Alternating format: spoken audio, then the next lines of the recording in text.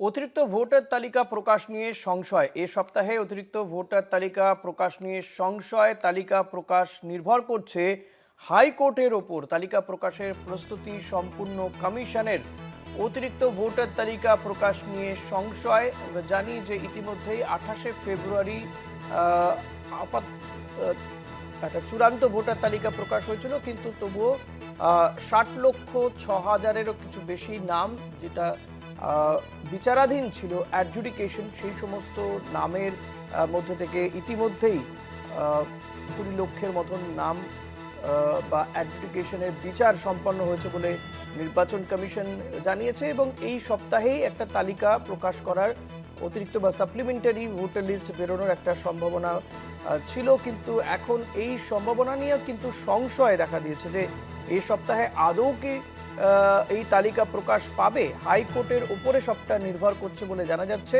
দফায় দফায় মিটিং তো হচ্ছে কমিশনের সঙ্গে হাইকোর্টের বিচারকদের। এই নিয়ে আমরা কথা বলবো। সত্যসুন্দর ভট্টাচার্য রয়েছে। সত্য, কি জানা যাচ্ছে যে এই সপ্তাহে কি এই সাপ্লিমেন্টারি ভোটার লিস্ট কি বের করা সম্ভব?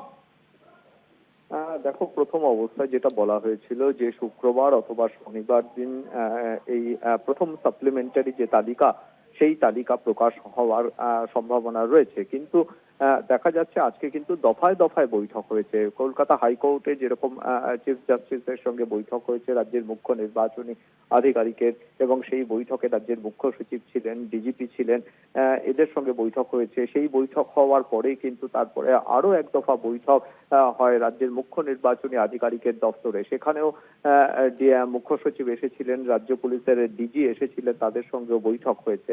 ফলে যেটা জানা যাচ্ছে সূত্র মারফত যে পরিকাঠামোগতভাবে নির্বাচন কমিশন কিন্তু প্রস্তুত রয়েছে, কিন্তু সেই জায়গায় গোটা বিষয়টাই নির্ভর করছে হাইকোর্টের ওপরে। কলকাতা হাইকোর্টের তাদের এবং জুডিশিয়াল অফিসার যারা দায়িত্বে রয়েছেন এই গোটা প্রক্রিয়া, সেই জায়গা থেকে কিন্তু যেটা একটা আগামীকাল সেই তালিকা প্রকাশ হওয়ার বিষয়ে কিন্তু একটা সংশয় তৈরি হয়েছে বলে কমিশন সূত্রে জানা যাচ্ছে।